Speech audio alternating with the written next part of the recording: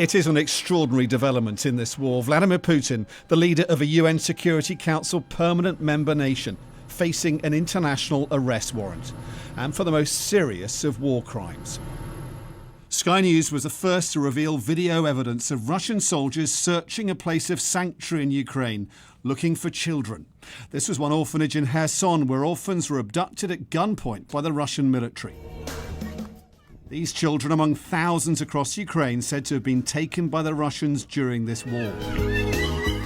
Allegations now the focus of International Criminal Court arrest warrants that go to the very top of the Russian government.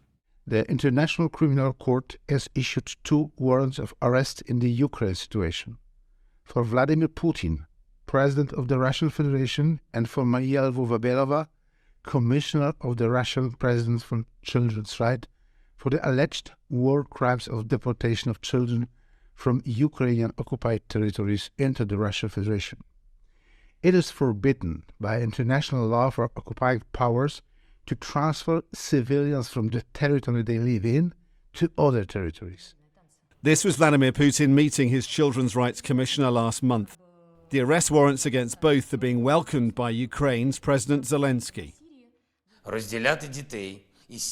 Separating children from their families, depriving them of any opportunity to contact their relatives, hiding children on the territory of Russia, throwing them in remote regions, all this is an obvious state policy of Russia, state decisions and state evil, which begins precisely with the top official of this state.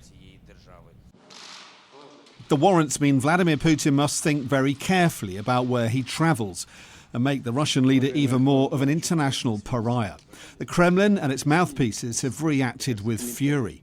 My reaction is that, first of all, is the stupidity and irresponsibility of the International Criminal Court.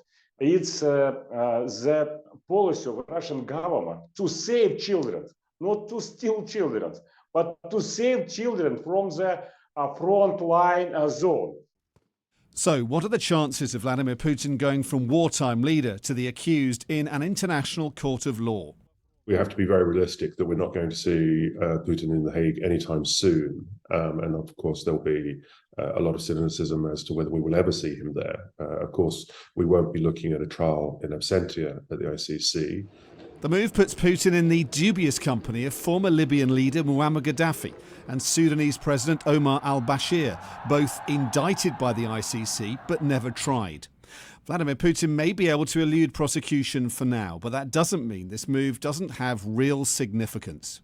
It's important because this man is now, as many would say he should have been said to be from a couple of weeks after the war started, labelled as a criminal. And that's going to make it much, much more difficult for the coalition of countries supporting Ukraine to separate out and to say, oh, we shouldn't be carrying on with this war.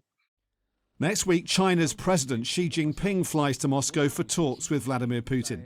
His host will be an alleged war criminal. How might that influence his next move? The answer to that could be crucial in the next stage of this war. Dominic Waghorn, Sky News.